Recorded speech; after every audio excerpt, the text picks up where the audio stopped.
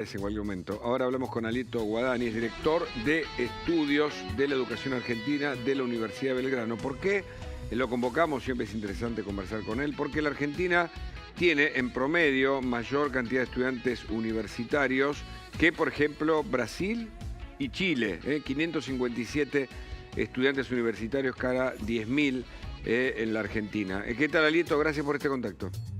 ¿Qué tal? Buenos días, buenos días. Sin embargo, el dato hay que completarlo con la información que indica que son menos los graduados entre nosotros que en países vecinos como Chile y Brasil. ¿Por qué?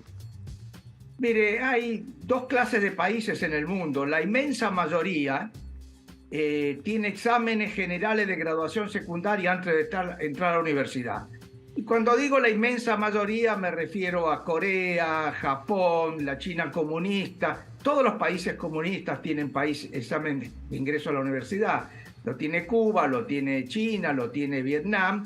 Y la vieja Europa, desde la época de Napoleón I, que implantó el famoso baccalaureat francés. Los países que tienen examen de ingreso tienen la característica que tienen menos estudiantes universitarios que los que no tienen examen de ingreso, pero tienen más graduados. ¿Por qué? Porque los estudiantes en la escuela secundaria se preocupan por el ingreso a la universidad. Argentina optó por el otro sistema. La Argentina tiene por ley, que nadie la cuestiona, el ingreso irrestricto.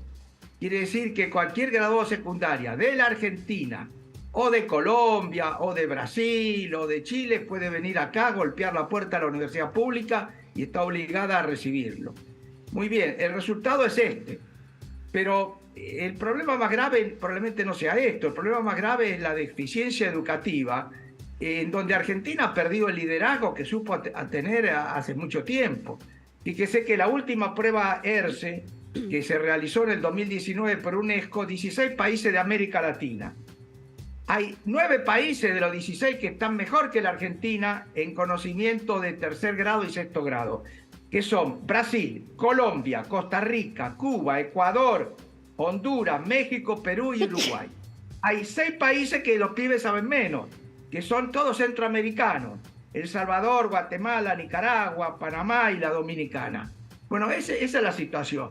Cuando usted mira no el tercer grado y sexto, sino mira ya en 15 años de edad, tercer grado, por ejemplo, se va a dar cuenta que en la prueba PISA, la Argentina tiene un resultado dramáticamente peligroso.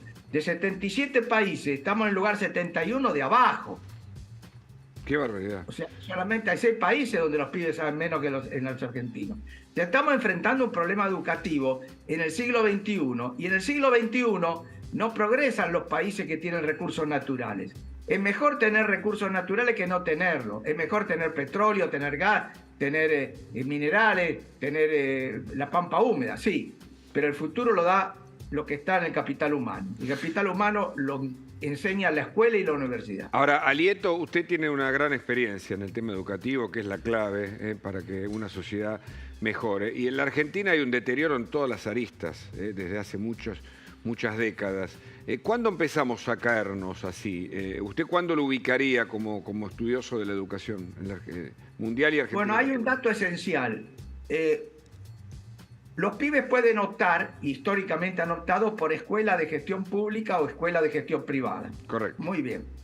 Hasta el año 2003, las dos venían parejo. Desde el 2003 para acá, hubo una fuga de la escuela pública. Claro. La escuela pública cayó en todas las provincias y la escuela privada aumentó. Pregunta: ¿aumentó la escuela privada atraída por la calidad de la educación de la escuela privada? ¿O aumentó la matrícula privada impulsada por la expulsión de la escuela pública? Muy bien, veamos quién cierra las escuelas. Las escuelas las cierran los gremios. ¿Y los gremios qué escuelas cierran? Las escuelas públicas, no las escuelas privadas. ¿Y las familias humildes qué hacen? Y cambiaron. Es más, pasaron de yo le diría que las públicas a las privadas, no atraídos por las privadas, expulsados de la pública. Clarísimo, porque además quienes nos formamos en la educación pública y somos docentes o profesores, hemos valorado siempre la educación pública, que se fue perdiendo. Pero claro, hay una burocracia sindical que mira a su propio ombligo, que crece además como pocos en la Argentina, que con la idea, digamos, de gestionar para ellos, van en contra de la sociedad. Y la relación entre pobreza y educación, ¿usted la considera también importante a la hora de analizarla? Es total, es total. Porque en todo el mundo los no educados son pobres. Pero en la Argentina los no educados son pobres y los hijos de los pobres terminarán siendo no educados. Cuando usted mira bien el mapa educativo de la Argentina, va a ver que las zonas más pobres del país, el conurbano, por ejemplo, es la que tiene menos calidad educativa, menos finalización del ciclo secundario, en fin, todos los indicadores críticos, ¿no es cierto? Alieto, si uno escucha además y recorre el conurbano, y es importante para los periodistas hacerlo, uno se dará cuenta que el lenguaje, que es una de las primeras herramientas que se adquiere en el proceso cognitivo, es cada vez más escueto, ¿no? De las 100.000 palabras que tenemos, manejamos o se manejan cada vez menos en nuestro idioma, y esa expresión monosilábica, casi de los animales, gutural por momentos, que se le expresa en distintas manifestaciones, no quiero reparar ninguna de ellas, tal vez hable de lo que usted está señalando. Ahora, estos 20 años en los que nos hemos caído son recontra preocupantes, ¿no? Estos últimos 20 años. Así es, así es. Sobre todo en momentos históricos en que la ciencia y la tecnología ha avanzado. Hoy, el que no está educado no puede tener empleo decente. Sí, puede tener otro tipo de empleo o puede ir a la delincuencia. Uno de los que estimulan la delincuencia es el cambio tecnológico que margina del mercado de trabajo a los que no están educados. Buen día. A mí me gustaría ver en todos esos últimos incidentes de violencia, ¿cuál es el nivel educativo de estos violentos? Pasaron de sexto grado. Claro, Alieto, sí, hay un sistema que también expulsa de alguna manera y siempre estamos pensando en cosas más urgentes que tapan lo importante. En ese sentido quería consultarle, hay mucho dentro de las universidades nacionales que son reconocidas en el exterior, muchos de países limítrofes que vienen a estudiar a la Argentina. Cuando se hacen las estadísticas se puede distinguir de ese nivel de egresados cuántos son provenientes, o sea, son originalmente argentinos o también se contabilizan quienes están en el exterior, quienes vienen del exterior. Bueno, tomemos el ejemplo de los brasileros. La universidad pública brasilera es gratuita como la Argentina, pero usted no puede entrar a la universidad pública brasilera si no aprobó el ENEM, el Examen Nacional de Educación Media. Pregunta, ¿los brasileros que vienen a estudiar medicina acá, por ejemplo a La Plata, lo aprobaron en Brasil? ¿Los colombianos lo aprobaron en Colombia?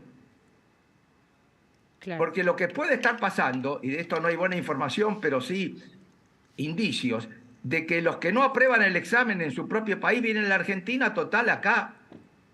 Y acá el ciclo básico de la UBA, que eso sí rige para todas las universidades, funciona como un filtro de alguna manera. No, el ciclo básico no es no es control de ingreso. Claro. El ciclo básico, cámbiale el nombre y póngale introducción a primer año. Es una nivelación, de alguna manera. Claro. Pero es una materia. Pero además, los exámenes de ingreso en todo el mundo son 1 o 2 días, no es un año. Claro. Porque si es un año se convierte en un curso introductorio. Y hace más largas las carreras también. Claro. Me permito agregarle que hay un problema con la famosa batalla cultural. Es decir, hay una idea de pobrismo, que se enarbola el pobrismo, la idea del igualitarismo, ideas que en donde la meritocracia no tiene sentido, que van deteriorando, o sea, nos van igualando, pero todos hacia abajo, ¿no? Por eso la pobreza está en la mitad de la población, al menos, ¿no? Así es. Y ese fue el gran aporte que hizo la generación del 80.